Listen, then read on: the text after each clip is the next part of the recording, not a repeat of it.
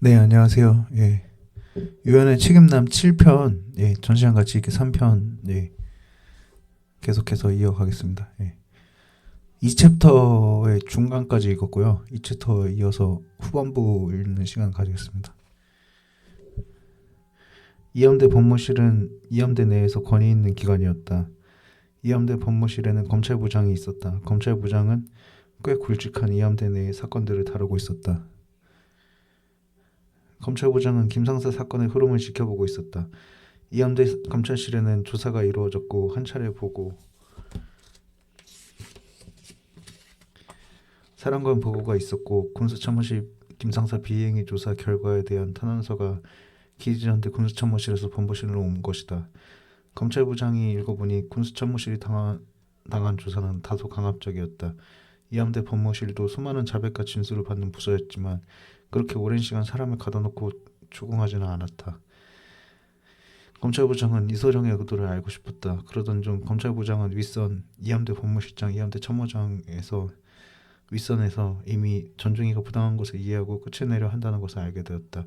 검찰부장은 한 가지 일을 덜었다는 생각이 들었다. 윗선에서 이미 사건을 종지부지었기에 검찰부장 본인에게 일이 떨어지지 않을 거라 생각했기 때문이었다.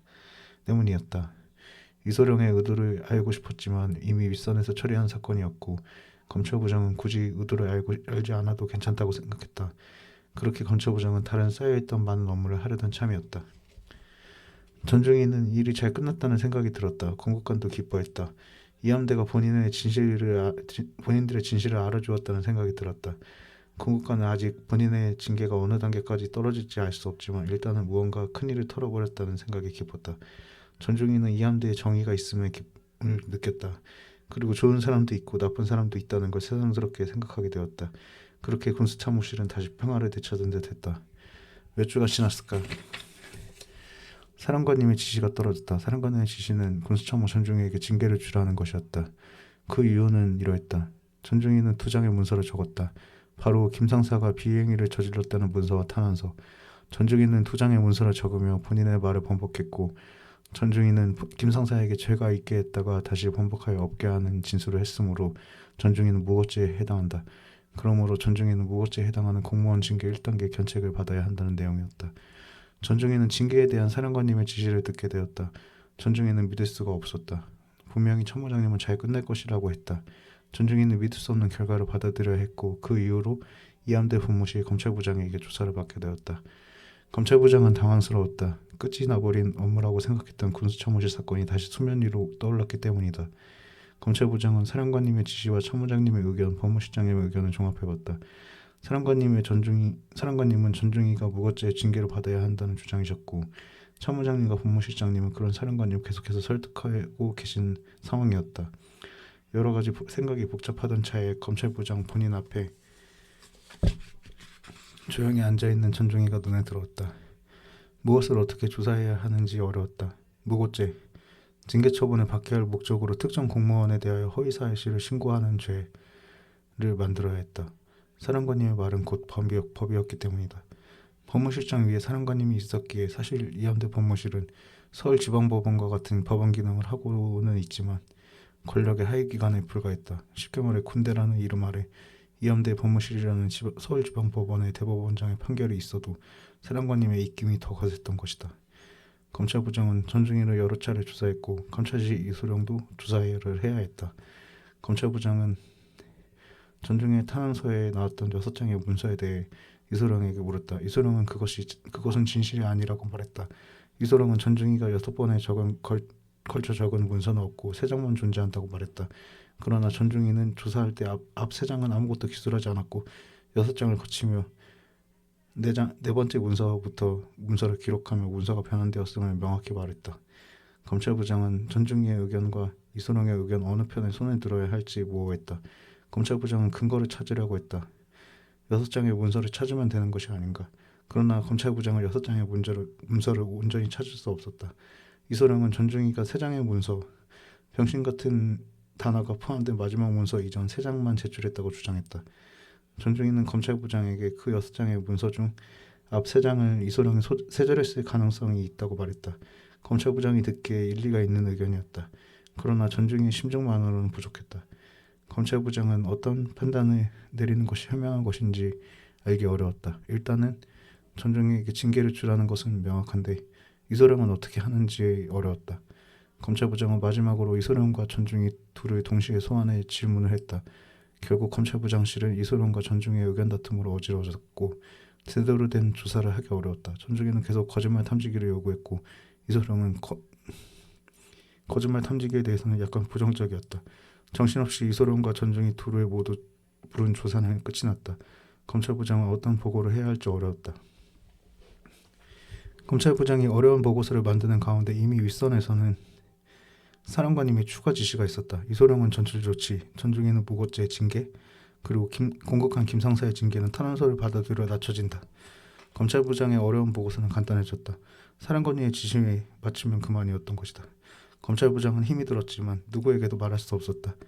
조사 과정에서 느꼈던 이소룡의 이기적인 모습, 살아남으려는 발버둥, 전중의 변론에 대한 거짓인 듯한 증언을 더하던 모습들, 거짓말 탐지기를 다소 두려워하던 이소룡의 모습, 그리고 세절했는지 찾을 수 없는 이전 세장의 진술서가 눈에 아른거렸지만 중요한 것은 이소룡은 전출 조치, 전중에는 무엇지였다.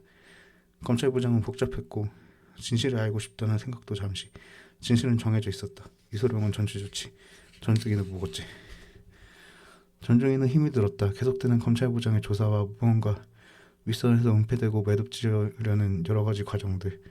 이소룡에게는 아무런 죄가 없고 전출 조치로 끝이 나는 것이 무언가 탐탁지 않았고 무엇보다도 전중이 본인이 징계로 인해 대의 진급에 상당한 어려움이 있을 것이 눈에 선했다. 전중이는 생각을 하다가 자신은 비사 출신, 전중이는 OCS 학사장교 출신이었다. 비사 출신이고 이소룡은 사관학교 출신이고 이소룡보다 자신을 팽식히며 사건을 무마하는 것이 아닌지 생각해 보았다. 그리고 본인은 징계를 받지만 본인이 적은 탄원서는 인정을 받아 공급관의 징계는 낮춰진다는 것은 이중적이고 이해하기 힘들었다. 전중이는 답답한 마음에 동기였던 이함대 사령관 부관에게 사령관님과 참모장님, 소위 말하는 윗선의 상황을 물었다. 부관은 사령관실 바로 옆에서 근무하여 사실 사령관님의 동향을 어느 정도 알 수 있었기 때문에 전중에게 사실대로 일러주었다. 참모장님과 법무실장님이 다방면으로 사령관님 설득하려 했지만 설득이 되지 않았고 사령관님의 지시가 있었다는 것이다. 전중이는 그래도 솔직하게 윗선의 상황을 알려준 친구 부관이 고마웠다. 그러나 전중이는 답답했다. 전중이는 왜 본인이 징계를 받아야 하는지를 고찰했다.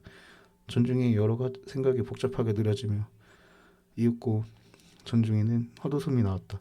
다툼이라고 하기엔 너무 사소한 일이 아닌가.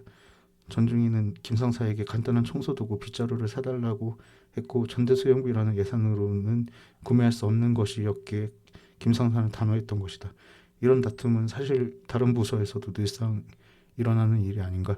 학업장교와 상급부사관 사이에서 일어날 수 있는 충분한 대화 아닌가. 그 대화를 자백했다는 이유로 그 자백의 결과로 모든 것이 시작되고 모든 것이 꼬였다는 것이 우스웠다. 가볍게 넘길 수 있는 부분이 아닐까라는 의구심도 들었다.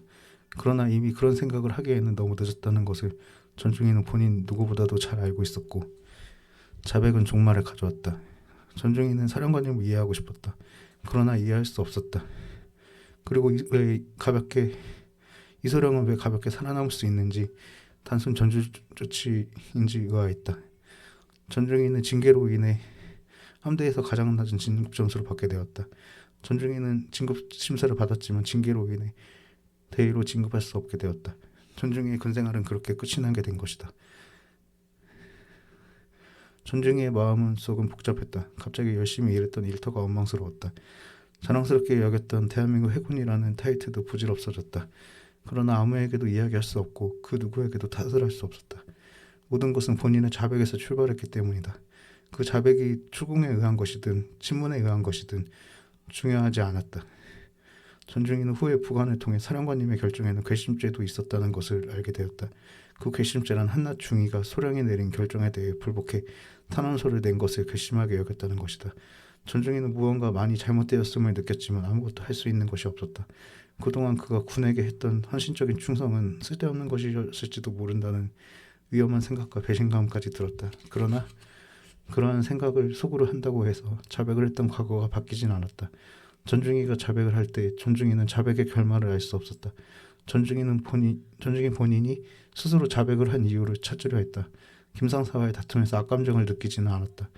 그냥 그런 일이 있을 뿐이었다. 전중이는 본인이 정말로 어리석었음을 느꼈다. 그런 일이 있어도 없었던 것처럼 입을 가렸어야 했다. 전중이의 생각은 함대의 결정과 싸워보자라고 김상사와 결의를 다졌던 시간으로 옮겨졌다. 그 결의가 잘못되었던 것일까? 문수참모가 김상사를 죽였다라는 소문이 돌고 김상사가 실제로 전중에게 고소를 걸어도 눈을 감고 대응했으면 본인의 군생활이 계속될 수 있었을까를 따져보고 있었다. 그러나 그 모든 것은 무의미하다는 것을 다시금 깨닫고 있었다.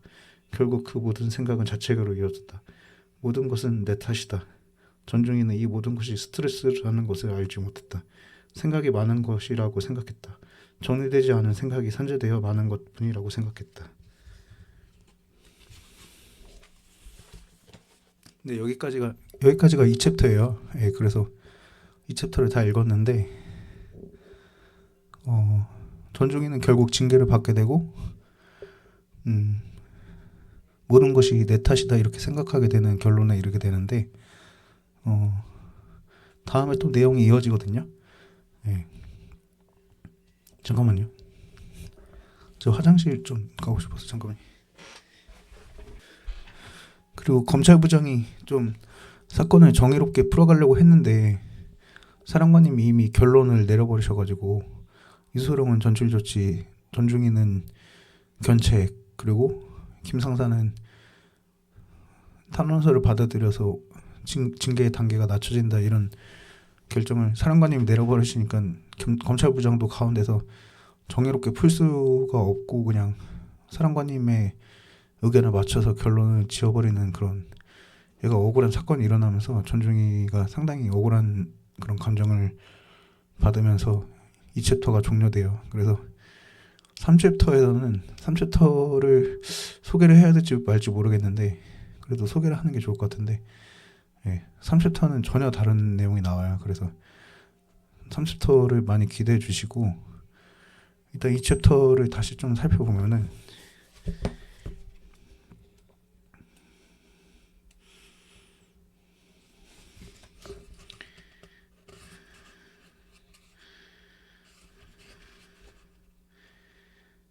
그러니까 전중이가 본인의 자백에서 모든 것이 출발했다는 것에서 상당한 죄책감을 느끼고 있고 왜 나는 말했을까? 왜 나는 그런 자백을 해서 모든 사람을 힘들게 했을까? 나도 힘들게 하고 남도 힘들게 하고 모든 사람을 힘들게 하는 그런 자백을 했을까? 내가 아무 말도 안 하고 입을 가렸더라면은 아무 일도 일어나지 않았을 때 하고 너무 이렇게 후회를 하는 모습이에요. 그런 후회가 가득되다 보니까 결국에는 전중이가 다음 챕터에 나오는 그런 결말이라기보다는 결과를 맞이하게 되는데 참 안타깝죠. 제 인생이긴 한데 참 안타까운 부분입니다. 그리고 이 챕터가 상당히 내용이 긴데 이렇게 두 편에 나눠서 읽을 수 있는 게 상당히 놀랍고요. 상당히 놀랍다는 게 그 분량이 두 편밖에 안 나온 게 빨리 읽어서 그런지 이렇게밖에 안 나오네요. 되게 긴 글이거든요, 이게.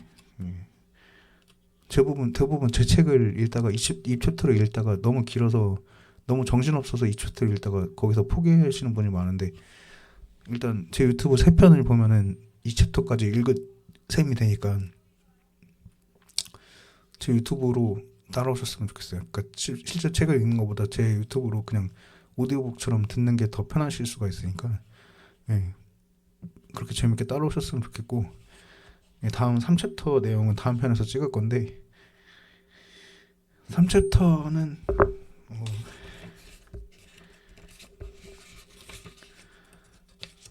30챕터는 다소 충격적일 수가 있어요.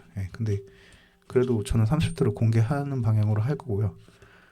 그리고 전시하는 대부분 챕터를 공개하는 방향으로 하려고요. 그러니까 익문사 같은 경우는 챕터를 제가 공개를 안 했어요. 일부러 공개를 안 하고 재미없게 익문사를 끌고 갔는데 익문사 사서 보시라고 했는데 전시하는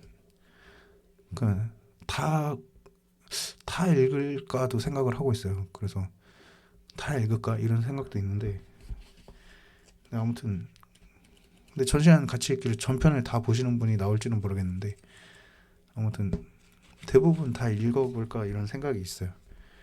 예, 그래서 재밌게 봐주셨으면 좋겠고 오늘 예, 전시관 같이 읽기 3편을 어떻게 보셨는지 모르겠지만 또 전시관 같이 읽기 4편에서 또 뵙겠습니다. 예, 감사합니다. 예, 작가 요한이었습니다.